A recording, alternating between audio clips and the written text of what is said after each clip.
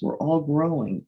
And just like that video that you may have seen with my husband wrote this beautiful song, and I don't know if you saw it, but if you haven't seen it yet, let's see. Ah, here we go. Love is only in your heart, though it may be hard to spot.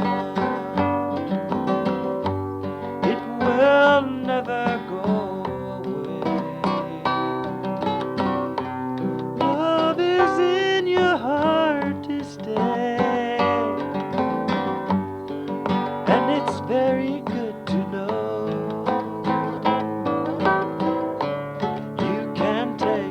With you wherever you go, there are those who truly see how to turn the secret key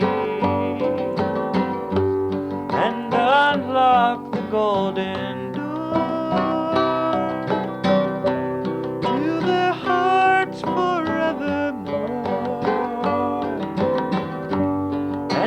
Each day as you become very sure, then pass it on. Pass it on and let it go through. Pass it on and let it go through. Give it away, it's given to you. Give it away, it's given to you.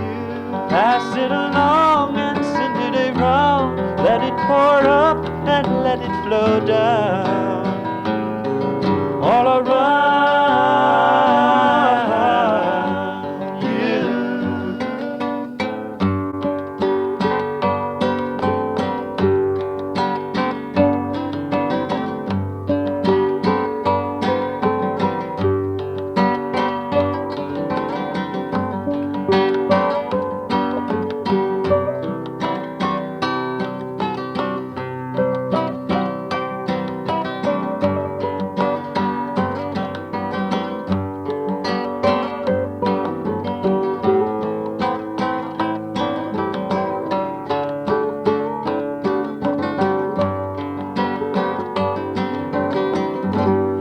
Love is old, love is new,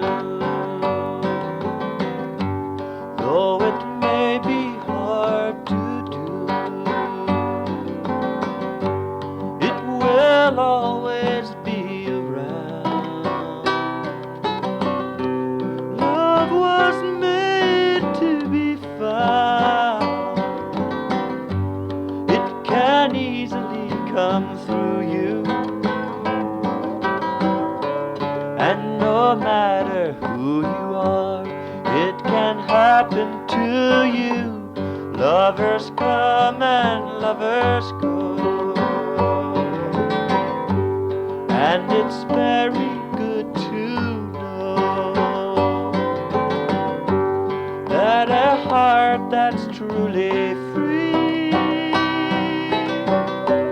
gives off love endlessly.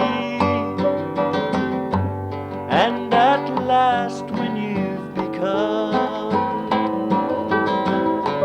very sure, then pass it on. Pass it on and let it go through. Pass it on and let it go through. Give it away, it's given to you. Give it away, it's given to you. Pass it along and send it around. Let it pour up and let it flow down all around you.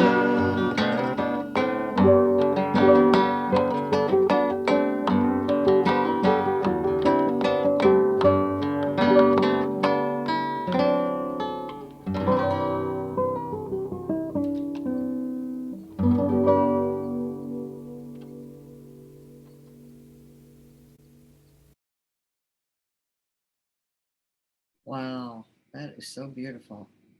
Well, I had to play that. I love this part here, that a heart that's truly free gives off love endlessly. if somebody would just allow themselves to feel the love that God has for them, and then be able to share it with others. Now, the then they could just radiate that love with everyone.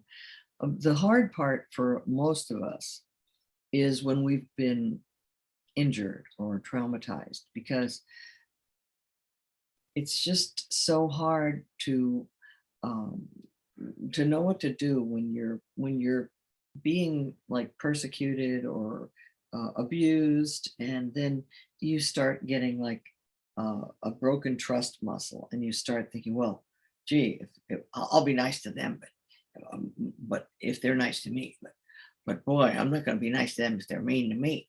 Well, it's not a matter of being nice, and this is the big thing that I suddenly, that I've been realizing over centuries, what I think I came into this world to do, discover how to love people, how to love, period. Not just people, but how to love, because we are all in the same leaky boat, and we're all hurting in some way or another, just like the plants are trying to grow through the dirt. I mean, what a great symbol is that for, like, we are trying to grow despite the skata that's around us. By the way, skata is a Greek word which means excrement. And you think of scatological, the word scatological is the study of, even in the zoo, they can tell by their excrement how they're doing. In the excrement is found a lot of clues. Well, when you look at the poop in your life, I mean the crappy stuff that you've had to grow up in, there is actual growth that happens with plants. I mean, just like manure, they had to put manure on plants. And why? You'd think the plants would go, ooh, but actually it aids the growth. And so they say that here on Earth is where we grow faster than any other place in consciousness. You know, floating around in space or in the spirit, we don't have the opportunities to grow as much. Why? Because there's not the friction of things that we have to face, that we have to, learn from and push up against. It's like iron sharpens iron here. And we're also learning how to relate to one another. And so it's the best place on earth to grow, but it's also the hardest. So they all the great spiritual teachers say that before we were born, that we choose the world, that the life that we come into. We choose whatever we need in order to grow spiritually and in consciousness.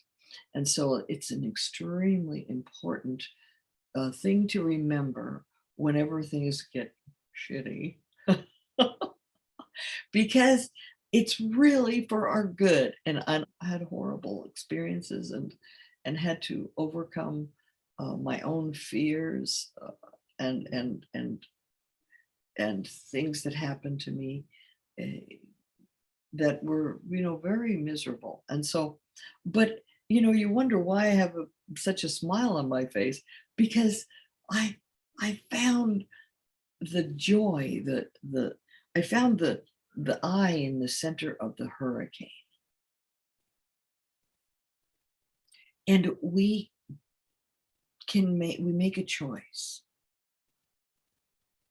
So I'd like to show you something, because as we were saying, that life can get pretty crappy sometimes.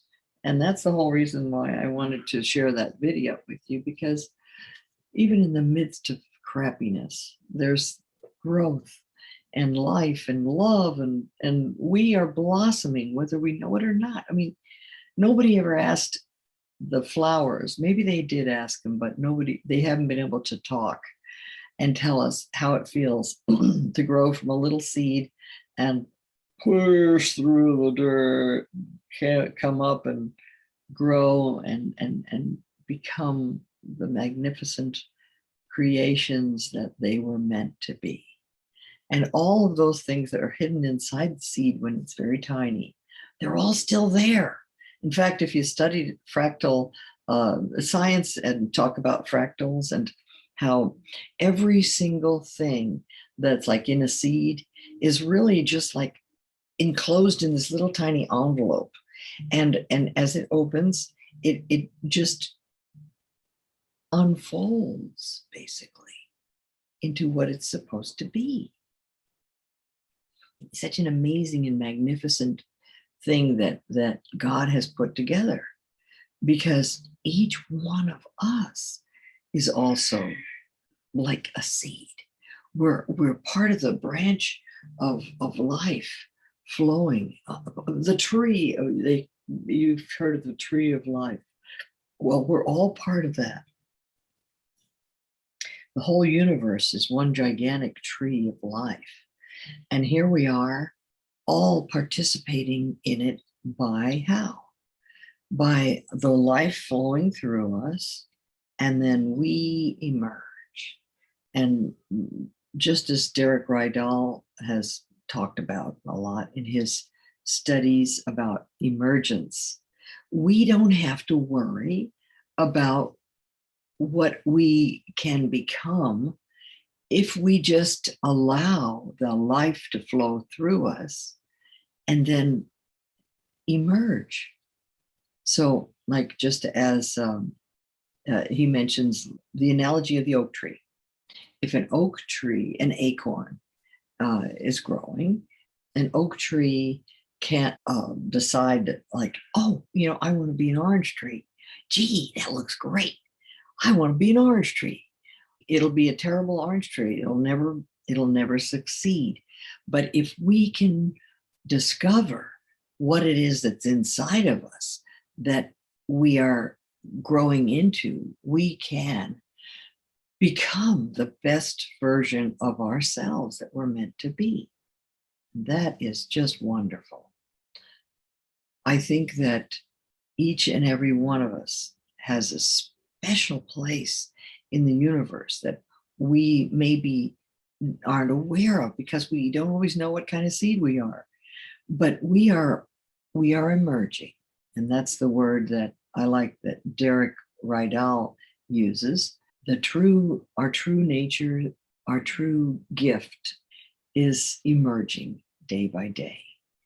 This is the point, that we all need whatever it is so that we can unfold and express our true nature. What does this have to do with us? We're trying to emerge. We're trying to find out who we are.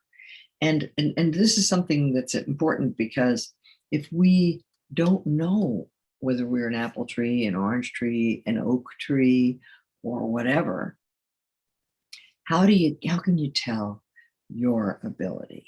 How can you tell your abilities? There is a way, and there are many ways that you can see, and usually it comes out right from the beginning. If you plant some seeds and you don't know what the heck they are, and they start growing, ask any plant expert, and they can tell by the little sprout what kind of plant it is. I used to always plant the watermelon seeds we'd get out of the watermelon. And so all of a sudden they had all these little watermelon seeds growing. And I never got any watermelons out of them because I was like 9 years old, and I think I would just forget to water them and then they would all die. But I tried. But anyway, I memorized what watermelon seed looked like, because it would sprout up so fast. But somebody who's really good into horticulture will be able to tell you what kind of plant it is. Now, one clue you can have with you, like to find out what kind of plant you are, is it'll think back to when you were around 8 years old. Think back to like around the time of like third grade, second or third grade, And whatever things that you started to get good at, maybe your true calling in life. This has been uh, proven through studies they've done with children, that the psychologists find that whatever they were super interested in when they were around third grade, around 8 years old, give or take a little, their talents start to emerge at that point. So like if all of a sudden they say, hey, I love sports and I'm just so good at this, I think I'm pretty good at this. Or if they're good at art, and they say, gee, I can draw and I'm really getting good at this. Well, or maybe science. They say, haha, I love science. I can memorize all these facts and I just love all this stuff. Well, I loved all that stuff. I loved everything. But to me, I felt at 8 years old, I felt this driving urge to help the world. I wanted to help the world. And I was trying so hard to think of how could I help the world? It's in such sad shape because there's so many mean people who are, not nice to each other. How could we train them to be nice and loving? And my mother was really good at psychology and understanding how the brain worked and how people are affected. So by early childhood development. So I was lucky to have her for a mom. So when we'd come across some kind of experience of seeing somebody who is really not in good mental state, she could always explain to me, maybe, well, this is what happened when they were younger, or that influence happened in that thing. And then, the person got kind of, bent a certain way, as the twig is bent, so grows the tree. So you've seen those trees, haven't you, at the Home Depot or Lowe's, or sometimes you find them. And these trees, what they've done, they took them from little tiny sprigs and they started winding them, like two of them together, and they twist them around each other. And then by the time the tree gets big, it's like two little beautiful trunks stuck together, and they look so pretty. I think, how did they do that? Well, they didn't do it when it was old. They did it when it was young. So as the twig was bent, so grew the tree. And I may have told you about when I was a kid, and in my school, I remember right at the fence behind the playground, there was this tree that had grown right at the base of the fence. And it started out on one side of the fence, and it somehow started growing through. And this whole tree that was like this big around had grown entirely through the fence. And they didn't dare cut it down because it would have destroyed the tree. So it was a very nice tree. That was weird, huh? So we are bent as we grow.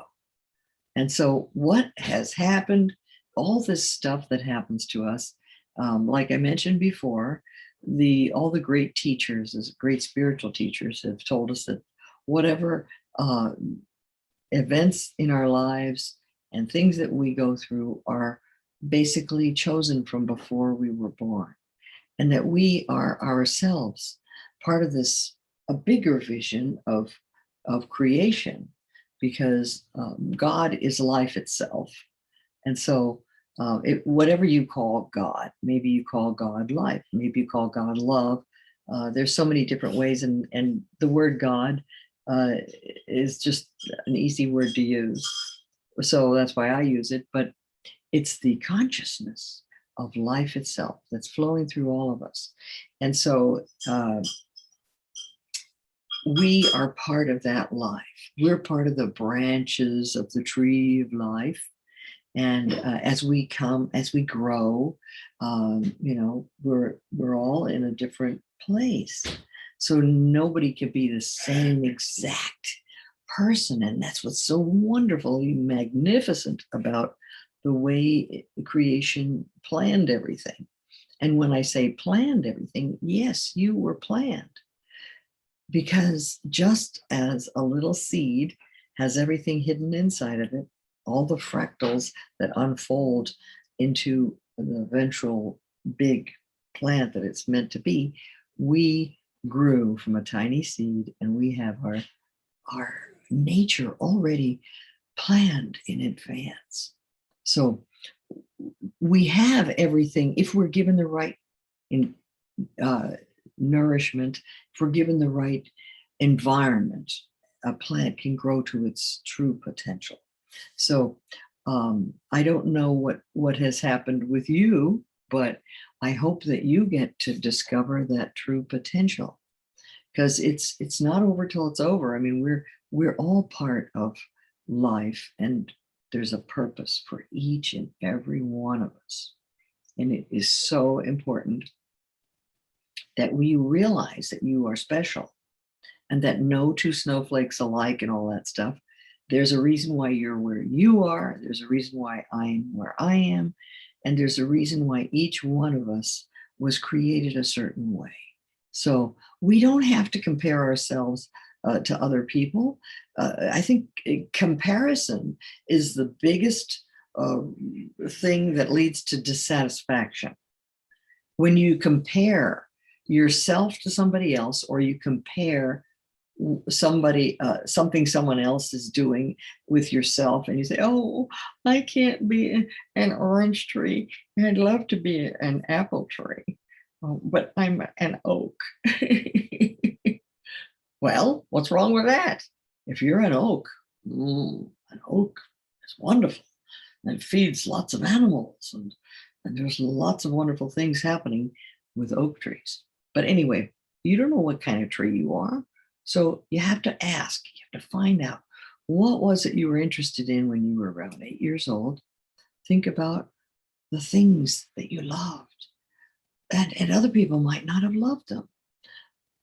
Growing up, like, I loved little kids because I thought, wow, my mother always told me that if you take a little kid and you do this much work with a little kid, it just blossoms and grows to be this much in the results that you get. But if you take a teenager who's already grown up and you do this much work with the teenager, it only reaps this much reward, because it's too late. But it's never too late, really. It's just that it takes more work when they're older. And that's why I love little kids. That's why I love to be able to feed energy into little kids. And that's why I love moms, because moms are the ones that are feeding into the little kids. So if we all are doing what we can do with the children that are around us, then we can make a big impact. And if we can't touch the children themselves, we can touch their parents and everybody we come in contact with. They're just so precious. So I have something I wanted to show you. The other day, I drew a picture that describes what, let me show it to you. Here we go. Describes what is, how do you stay in peace when everything is going crazy around you? So we all can escape from the terror outside of us, and stay on, if we stay on the inside, in the peace within. And I don't know if you can see my cursor, but if you know anything about hurricanes from the study of meteorological things, you know that within every hurricane is the center, where as it passes over, as the hurricane passes over, people think that, oh, it's over. Oh, the hurricane's over. No, it was just the eye passing over you. And the other half of the hurricane's going to come over shortly, unless it totally dies down. So these are like the storms and struggles within us and without us. And actually, a lot of the struggles that we have and the storms are from inside of us. In fact, my Well, I know many people who cause their own struggles, their own problems. Why do they do it? It's just because they're used to it. I know some people complain in advance because they think, oh no, the shoe's gonna drop, and something's gonna go wrong. And if I don't stay on top of this, then it'll fall apart. So how do they stay on top of it? They think that they should just complain in advance. Oh, life sucks. It's terrible. Oh, this went wrong. That went wrong. But that doesn't help. That really doesn't help to complain in advance. So the only way you can be able to retain your peace in the midst of the storm is practice, practice, practice, practice. And you can practice by taking time every moment you get a chance to go within and grab onto your peace. And I remember first starting to meditate when I was like 16 or 17, and then finding that it was very unsettling because I just didn't like sitting still. But I learned how to sit still and force myself to sit there, concentrate. And after a while, it was like there was this light that was so wonderful and peaceful that I could drink in that light and drink it from within. And that was the thing that Jesus, when he said, I will be a fountain of life flowing, springing up from within you. And anyone who drinks of this water will never thirst again. That's the joy. That's the center point that you need to be able to reach. And when you reach that point, hold on to it. Don't let go. Things will try to get you into the hurricane on the outside, but always go back, always go back, always go back to that center point. That's how you can be strong and stay in the eye of the hurricane around you. Now, it's practice, practice, practice makes perfect, right? And when I remember one of my friends, my dear friend, Diana Coburn, who's written many books, she used to say, practice the presence of God. Practice the presence of God all the time. And so, like, I'd be running around doing things, being busy, because I was like new mom and everything. So it was like, how do I do that? I had to stop. So the first thing I did was I used a habit technique, which there's a wonderful guy who teaches how to do habits. And I'll write his name down later. I'm trying to remember it right now. But anyway, you attach it to something else. So to me, it was every time I went pee, every time I would go to the bathroom, I'd use that as my chance. Oh my God, I'm alone. Oh, thank you, God. Oh, and I'd go inside and I'd say, oh God, please help me. I'm not. And I'd use those, whatever it was, 1 minute, 2 minutes, 3 minutes, to try to practice the presence and get back into my joy. And I'd go in my joy and I'd say, please, please, please, God, help me. And then jump right, then I could get up, face the day, face the rest of the day. And if I get off kilter and be starting to get irritated again, well, then I say, what's wrong with me? And I go, oh, I forgot to practice the presence. And I say, oh God, please help me. So a lot of my prayers were just basically cries for help. But they worked because ask and it shall be given, right? And God said, you have not because you ask not.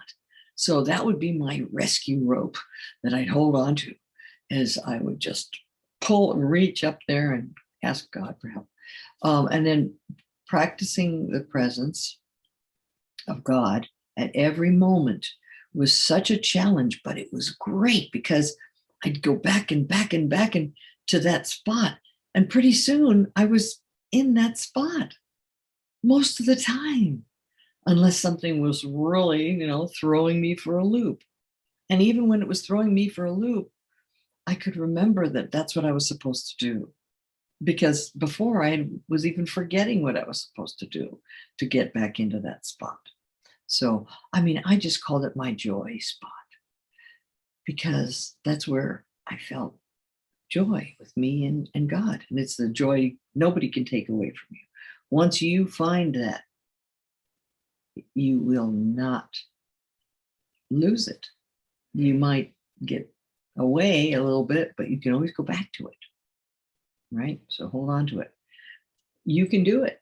If you haven't found your joy, then it's not really okay. It's the real you because it's God inside of you, and that's the real you. You are not alone. You're part of a bigger picture. You're part of the spirit of God and the consciousness of light that is within each one of us, like a bright spot. And maybe this person's right here in a bright spot, and that person's over there in their bright spot. They're all connected to the tree of life. And it's actually huge, it's everything. And so if we remember to stay connected, we will be able to share the light that we have inside of us instead of going, oh, I'm so depressed, everything's so terrible. Why? It's just terrible. Okay, when we experience feelings like that, it's because we're on the outside of the hurricane. We're attached to the belief that this is reality, when really it's only part of the reality. We're just focusing on the wrong thing. So we have to go inside. We have to focus on the inside. We have to focus on the right thing. Now, if you've ever meditated where you concentrate on your third eye, that is just phenomenal, because when you're praying, if you can focus on your third eye, there's it connects right inside of you into a spot where I don't know if it's exactly the pineal gland or near the pineal gland or whatever, but our body is just a transmitter, a receiver. Wait, it's not a transmitter, it's a receiver. It's also a transmitter, I guess. Yes, it is.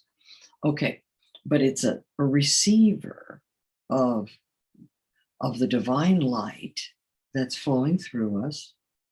And when we can focus on the divine in us, the divine light within us, then we will be able to experience the joy.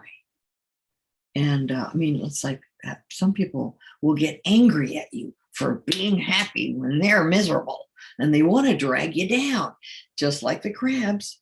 You know how they say that you never need to put a lid on when you're going crabbing, and I've never been crabbing, but I've seen pictures about it, that you have a bucket of crabs, and you put some in there, you don't have to put a lid on it, because why?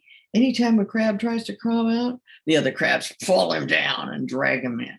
So that's what the world tries to do. And this is all part of the survival instinct, by the way. But it's not a higher instinct, it's a lower instinct. It's the thing that identifies with, like, oh my gosh, safety, safety, safety. We have to do it the way we've always done it, because that was the way we knew how to do it. And we are used to that. And so it's like the ego consciousness that wants to pull you down to what you're used to. And even if it's like, what do they say? The devil you know is better than the devil you don't know. Well, it's still the devil. Who cares? Who wants it? So anytime you try to make a change, and this is important, anytime you try to make a positive change, you are going to be thwarted, or rather they will attempt to thwart you, but you don't have to be thwarted. You can be the boss of you, because we have free will. Thank goodness. So if they try to drag you down, just go into the bathroom and go, help. Worked for me. Anyway, well, I love you all, and I've taken too much of your time already, but this is a great topic. And if you're interested in it more, get in touch. And if you have something you want to discuss, let me know. And we can get together, because that's what I'm here for. Okay? So I'm going to hang up now, and wishing you all the best. And